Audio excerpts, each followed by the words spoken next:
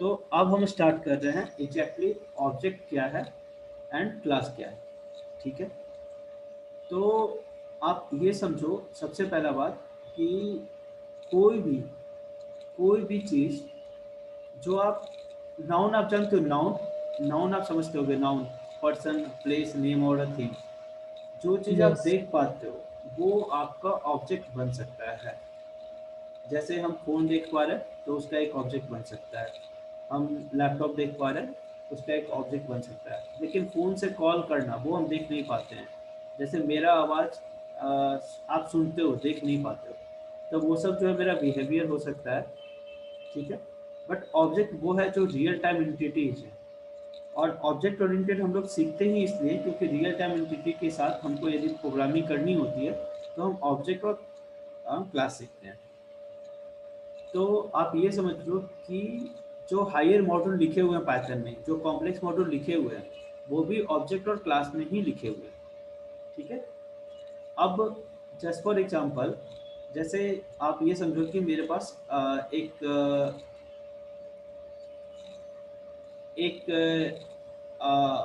कोई भी एक मान लो टेलीफोन है। तो टेलीफोन की कुछ स्पेसिफिक प्रॉपर्टी होगी और टेलीफोन का कुछ फंक्शंस होगा।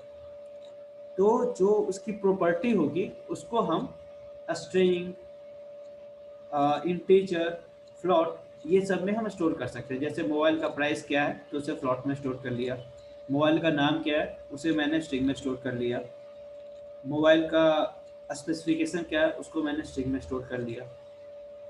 जो चीज़ें उसकी फिक्स है या थोड़ी बहुत चेंज हो सकती है, और मोबाइल में क्या क्या फंक्शनैलिटी है उसको हम एज ए फंक्शन में स्टोर करते हैं।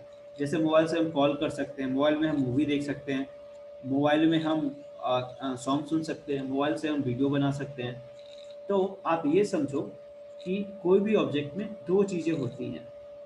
फर्स्ट, उसमें आपका प्रॉपर्टी मतलब वेरिएबल होगा, और उसमें एक फंक्शन होगा। फंक्शन मतलब मेथड होगा। ठीक है, तो अब प्रॉपर्टी मतलब इसका प्राइस क्या है, इसका मॉडल नंबर क्या है, इसका साइज क्या है, इसका वेट क्या है। तो ये सब जो एट्रीब्यूट हैं ये मेरा हो गया ऑब्जेक्ट को डिफाइन करने वाले।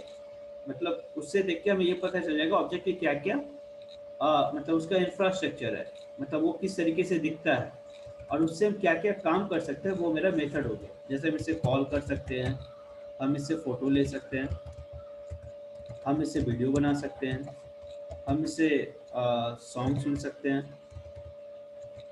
तो अब आप देखोगे कि हम स्टार्टिंग से पाइथन में यही चीज़ सीख रहे हैं।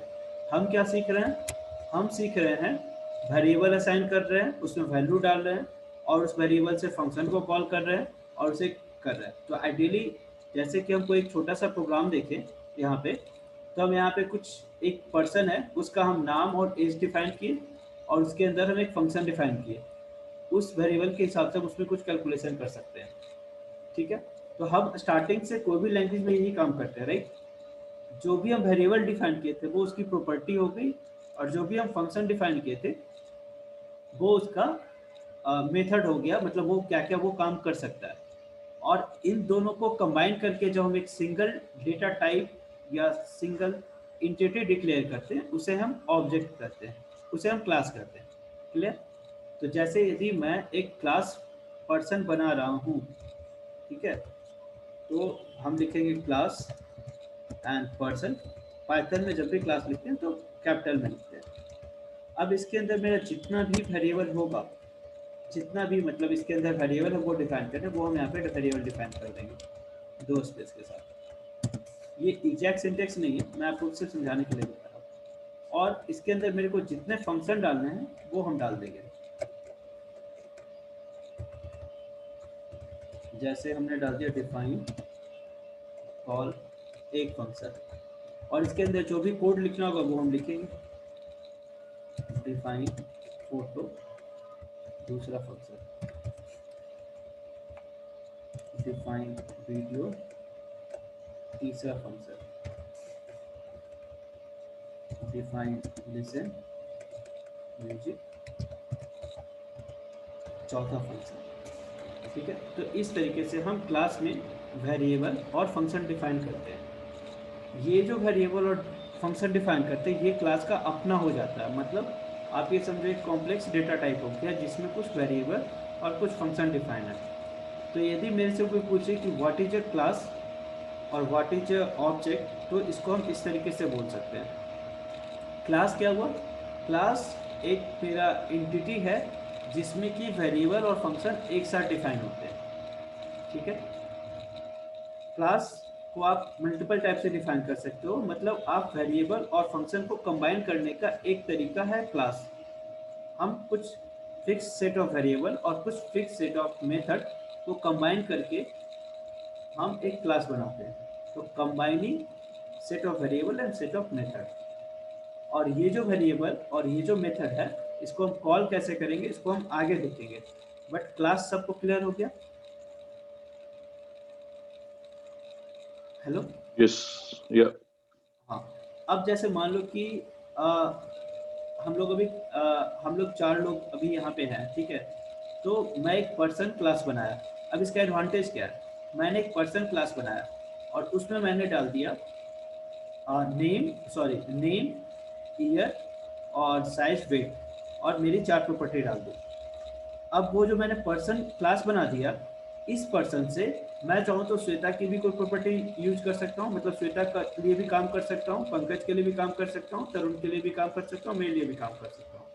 मतलब एक मैंने जेनरिक वेरिएबल सेट बना दिया और जब मेरे को श्वेता के लिए काम करना तो मैं उसका एक ऑब्जेक्ट बना के उसे यूज कर लूँगा।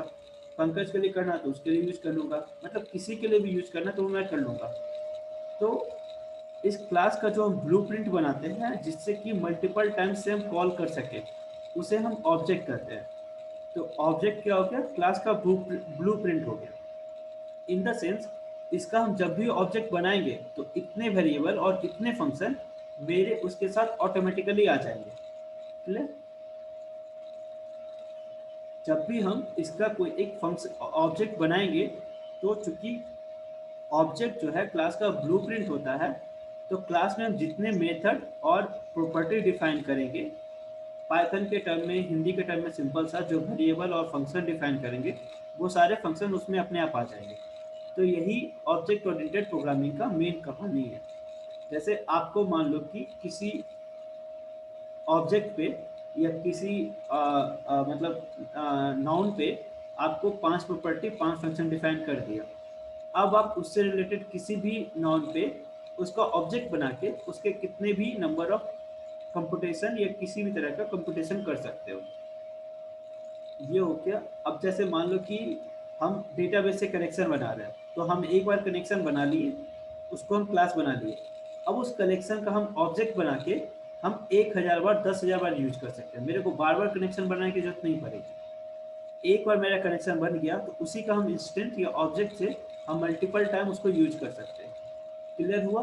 मतलब रियल टाइम में ये कैसे लिंक्ड है। Yeah. Yeah. तो मैं एक बार फिर से कनेक्शन प्रूव नाम करता का, हूँ। राइट, मैं फिर कनेक्शन से नाम का prove- क्लास पर। ओके ओके, जैसे ठीक है। मान लो कि मेरे को हाइव से कनेक्शन बनाना है। जैसे स्कूप का कॉन्सेप्ट अभी हम आधे घंटे बाद जो हडूप का सेशन स्टार्ट करेंगे उसमें बताएंगे। जैसे स्कूप से मेरे को कनेक्शन बनाना है, तो एक बार मैं कनेक्शन का यूजर नेम और पासवर्ड डाल के एक कनेक्शन का मैंने फंक्शन लिख दिया। ठीक है, एक बार मैंने यहाँ पे मान लो कनेक्शन का फंक्शन लिख दिया।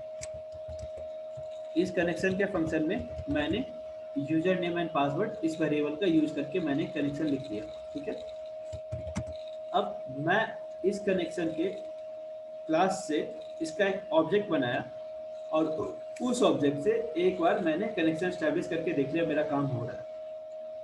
अब इस क्लास का मैं 1000 ऑब्जेक्ट बना के अपने हिसाब से 1000 बार यूज कर सकता हूँ। मेरे को बार बार उतना कनेक्शन लिखने की जरूरत नहीं पड़ेगी। राइट?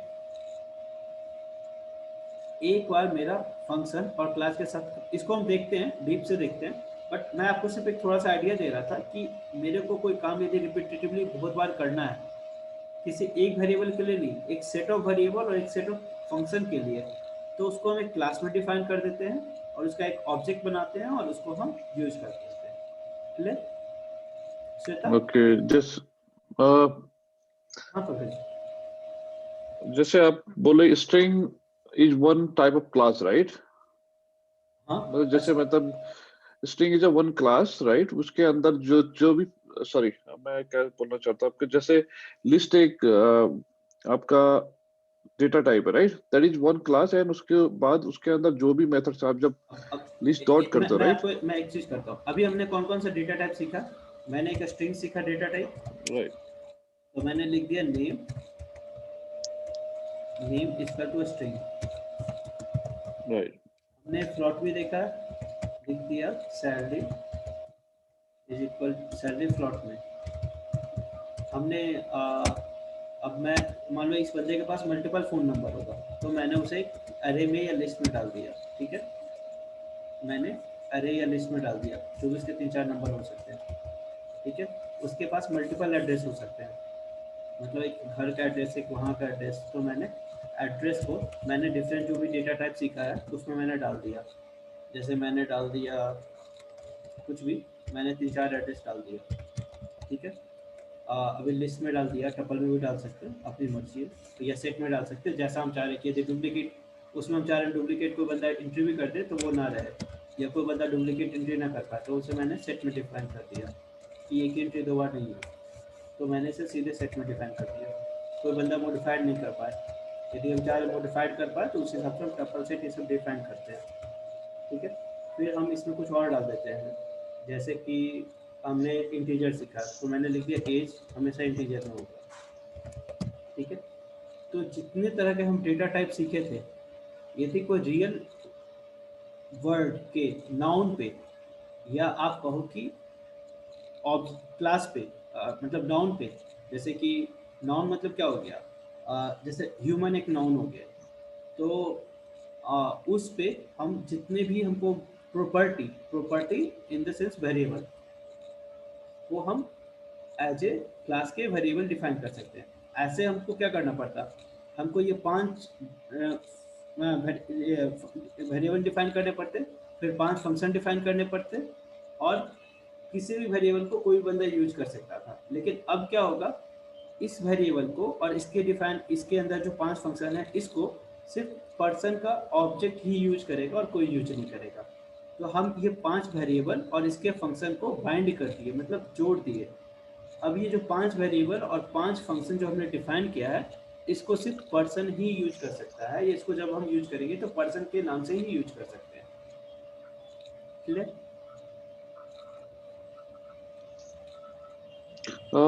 मैं एक चीज समझना चाहता हूँ, जैसे आपने बोला राइट लिस्ट है, राइट? उसके आप हाँ dir करते हो, करेक्ट? उसके बाद हाँ उसमें सारे फंक्शंस आते हैं। हाँ।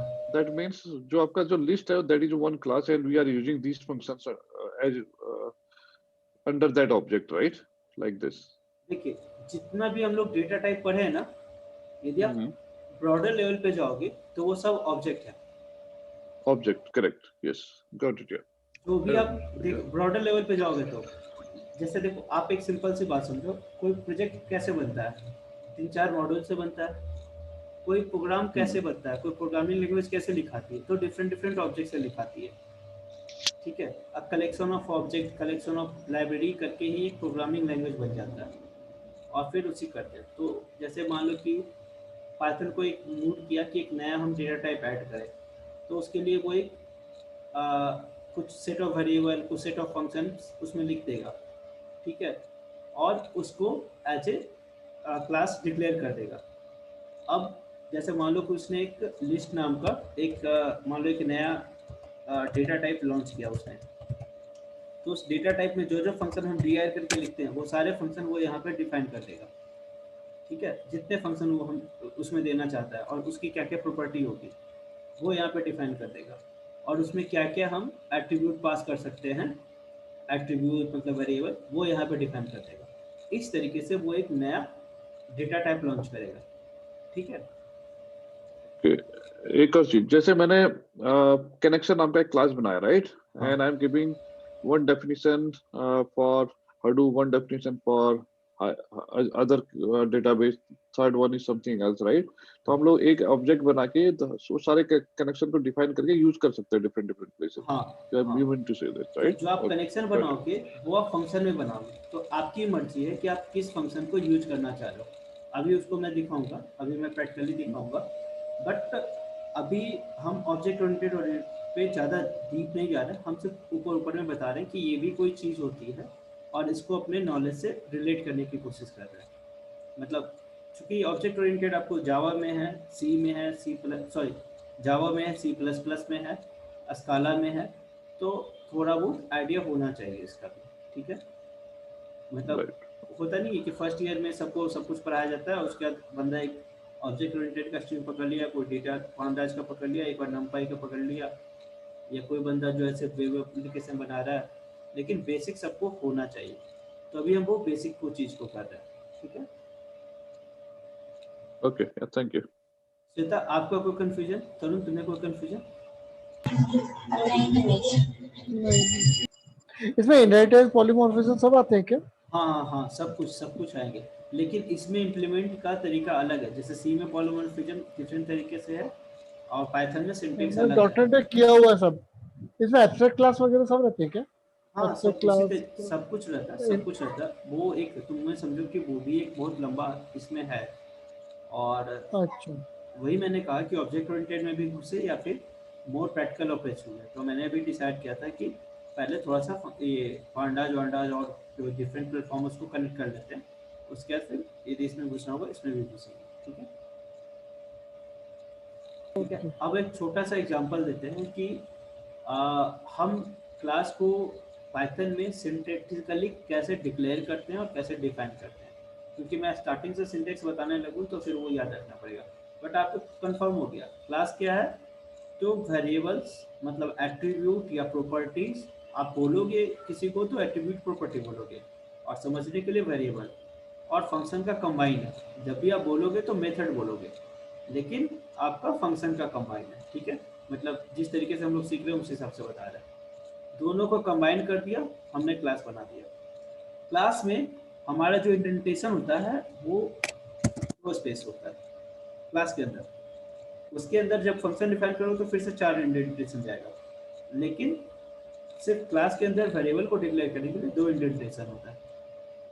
ऐसे बाय डिफॉल्ट 4 होता है, कोई भी यदि हम नया लॉजिक या कुछ डिफाइन करते हैं तो। तीसरा चीज, क्लास को हम एक बार बनाते हैं और उसको मल्टीपल टाइम यूज करने के लिए उसका हम ऑब्जेक्ट बनाते हैं।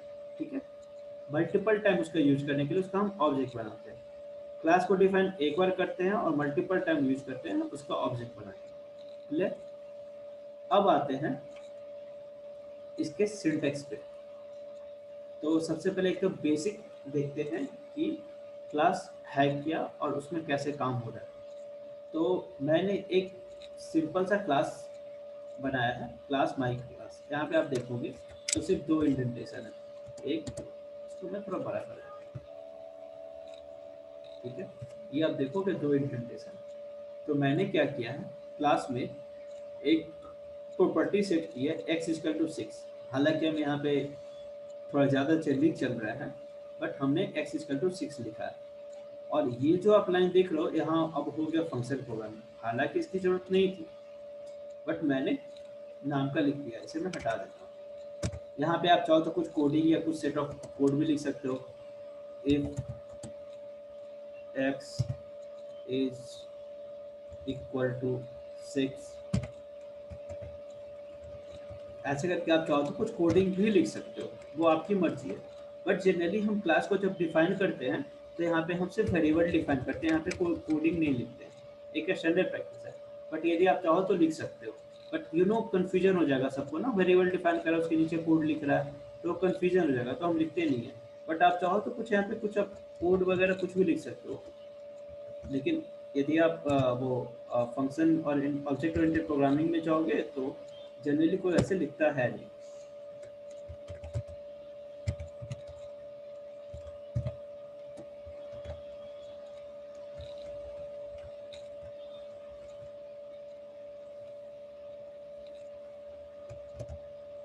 ठीक है, जनरली कोई ऐसे लिखता है नहीं, क्योंकि यहाँ पे हम जितने वेरिएबल हैं, जिस क्लास के जितने प्रॉपर्टी हैं उसको डिफाइन करते हैं एट्रीब्यूट को, और इसके नीचे हम जितने फंक्शन हैं उसको डिफाइन करते हैं।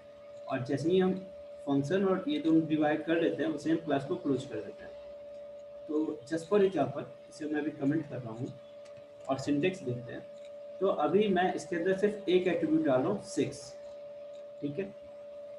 अब आप देखोगे कि इसका सिंटेक्स, जैसे आप मान लो कहीं गूगल पे कुछ कोड देखते हो क्लास का ऐसे करके, तो ये जो क्लास है इसका हमने भी एक ऑब्जेक्ट बनाया P1। हम चाहें तो इसके 1000 ऑब्जेक्ट कैसे बना सकते हैं। P2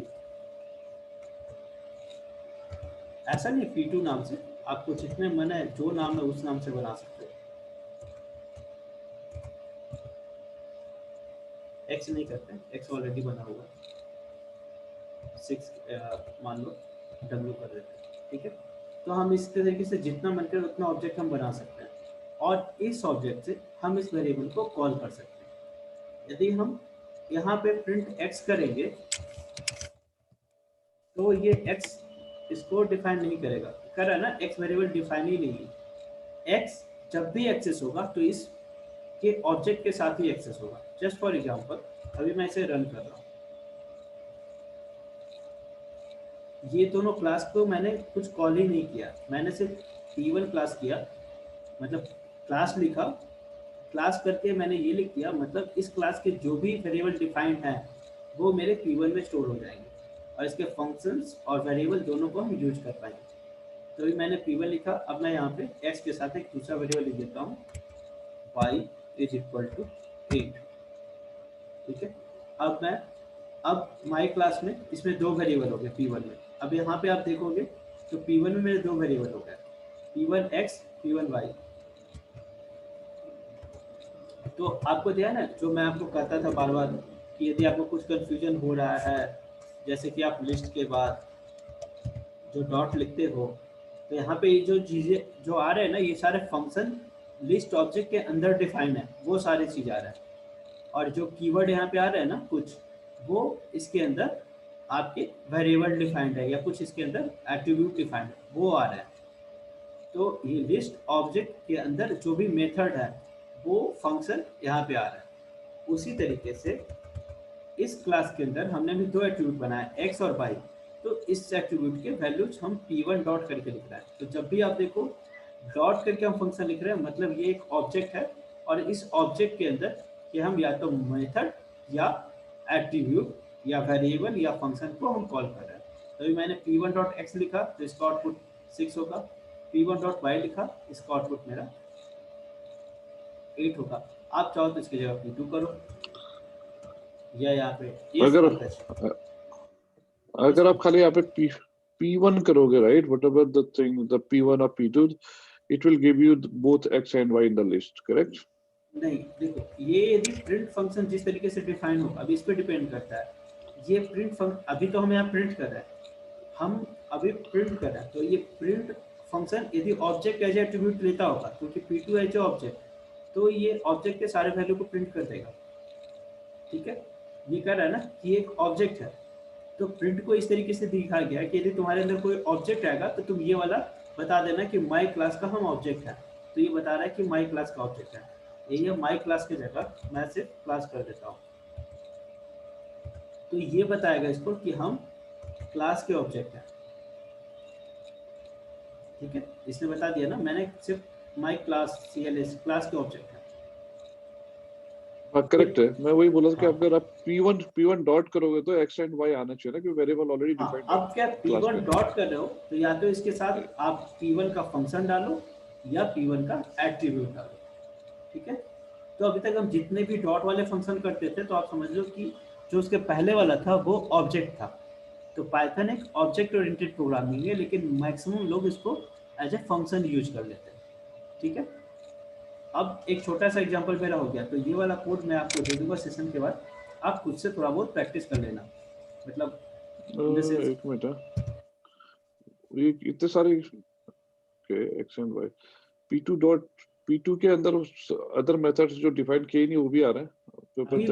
अभी मैंने सिर्फ एक फंक्शन डिफाइन किया। अभी आप देखो मैं P2 डॉट लिख रहा हूँ, तो इसके अंदर हमने x और y डिफाइन किया, ठीक है, तो ये करेक्ट, दोनों आ रहा है। That's fine. अब ये जो बट फंक्शन अदर आ रहा है ना, ये पाइथन में किसी भी ऑब्जेक्ट के लिए आएगा, तो वो सारे किसी भी ऑब्जेक्ट के लिए जो आता है वो सब आया ओके, हुआ है, ठीक है, बाय समझा, डिफॉल्ट। ठीक है, ओके अब ओके गुड। बाई चांस यदि आप इसमें कोई फंक्शन डिफाइन कर देते हो, ठीक है, मैं इसमें कुछ नहीं कर रहा, मैं यहाँ पे सिर्फ पास कर दे रहा हूँ, तो P2 में जब ये एक बार कंपाइल हो जाएगा तो ये देखिए HJ फंक्शन आ गया ना इसमें, क्लियर है? Right right, clear clear. Clear है? तो ऑब्जेक्ट ओरिएंटेड क्या है ये आपको क्लियर हो गया। अब आप थोड़ा सा इसमें प्रैक्टिस कर सकते हो, ठीक है। इसे ग्लोबल क्लास बनता है क्या? क्या ग्लोबल? ग्लोबल क्लास कॉन्सेप्ट है क्या पाइथन में? हाँ, ग्लोबल के यदि तुम्हें मान लो कोई ग्लोबल वेरिएबल करना है तो चीज करते हो तुमने 8 कर दिया, अब तुम इस ऑब्जेक्ट के साथ तुम इसको यूज कर सकते हो, P2 डॉट एक्स इंटू जी, तो डेट आ गया, ठीक है। तो ये जो हम क्लास के ऊपर जो वेरिएबल डिफाइन करेंगे, इसके ऊपर भी हम कुछ वेरिएबल या मेथड डिफाइन कर सकते हैं, वो जो वेरिएबल मेथड डिफाइन होंगे वो ग्लोबल होंगे, लेकिन जो क्लास के अंदर डिफाइन किए इसको एक्सेस करने के लिए जरूरी है कि आप ग्लोबल इस क्लास क्लास की का बात ऑब्जेक्ट कर बनाओ। रहा था हाँ मैं, ग्लोबल क्लास की बात करता कि हाँ, ये तो क्लास हम तुम लोग तुम जो ग्लोबली तुम जो डिफाइन लिस्ट करते ये हैं। सब जो बना रहे हो वो सब ग्लोबल क्लास ही है ना, वो किसी को भी कोई बंदा यूज कर सकता नहीं है, नहीं, राइट? अगर इस यहाँ पर मैं क्लास बनाता हूँ, राइट, एक क्लास बनाता हूँ ए नाम की, राइट, हाँ, और मैं दूसरे पेज में जाके पाइथन में जाके यूज कर सकता हूँ क्या वो क्लास? तुम्हें ये जो मॉड्यूल है इसको तुमको इंपोर्ट करना पड़ेगा तब तुम यूज कर सकते हो, ठीक है। ठीक, ओके। मॉड्यूल समझ में आ रहा है ना, ये डॉट पी वाई करके सेव करके उस डायरेक्टरी में डाल हाँ, दो, ग्लोबल किया था मैं, एक या ही तुम डायरेक्टरी में डाल के फिर उसको एक कॉल सेट कर ऑफ पाइथन के प्रोग्राम लिखो और उसको लाइब्रेरी में इस क्लास दूँ। को इंपोर्ट कर लो, तुम कर सकते हो, ठीक है। ठीक। तो पाइथन इसी में काफ़ी अच्छा है, मतलब कोई भी बंदा किसी तरीके से कर सकता है। अब यहाँ पे मैंने क्लास में फंक्शन और मेथड दोनों बता दिए, एक छोटा सा एग्जांपल देख लेते हैं कि कैसे हम इसको रन करते हैं। तो अभी 3 मिनट में डिस्कनेक्ट हो जाएगा थोड़ा सा, लेकिन जल्दी से देखने की कोशिश करते हैं। ये मैं या तो फिर आप देख लो, इसमें मैंने क्या किया है कि एक पर्सन एक क्लास बनाया, इस पर्सन में मैंने एक ऑब्जेक्ट बनाया, तो जब ये ऑब्जेक्ट को डिफाइन कर रहे थे तो इसमें हमने 2 एट्रीब्यूट पास कर दिए, एक स्ट्रिंग और ये, इसमें जो भी मेरा एट्रीब्यूट था, मतलब ये जो मैंने दिखा था विदाउट एट्रीब्यूट दिखा था, लेकिन जब हमें एट्रीब्यूट पास करने होते हैं तो जब क्लास का ऑब्जेक्ट बनाते हैं तो जो जो एट्रीब्यूट देने हैं उसी से हम डिफाइन कर देते हैं।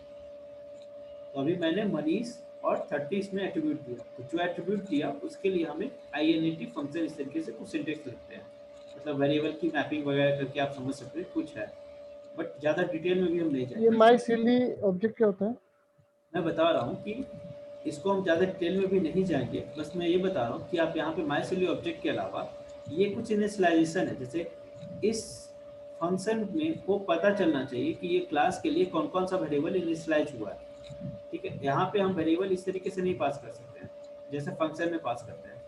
क्लास में फंक्शन पास करने के लिए आपको ये INT टाइप का यूज करना पड़ता है माई ऑब्जेक्ट के साथ, मतलब ये इसका आप एक ऑब्जेक्ट बनाने वाले हो और उस ऑब्जेक्ट में ये जो वेरिएबल आपके वर्ड आने चाहिए, ठीक है।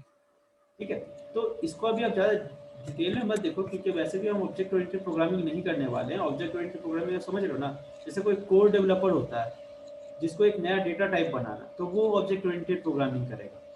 हम इसके इंडिविजुअल में ही बहुत सारा एप्लीकेशन चलता है, तभी तक जो मैं आपको बता रहा था इंडिविजुअल वो सब क्लास ऑब्जेक्ट जो बने उसको कैसे यूज करना, यही मैं आपको बता रहा हूँ, ठीक है। और इसका बहुत ज़्यादा यूजेज है, तो हम अभी इतने डीप में जा भी नहीं रहे, बट मेरा एक आइडिया था कि आप लोग को थोड़ा सा ओवरव्यू पता चल जाए। तो वो ओवरव्यू क्लियर है आपको श्वेता?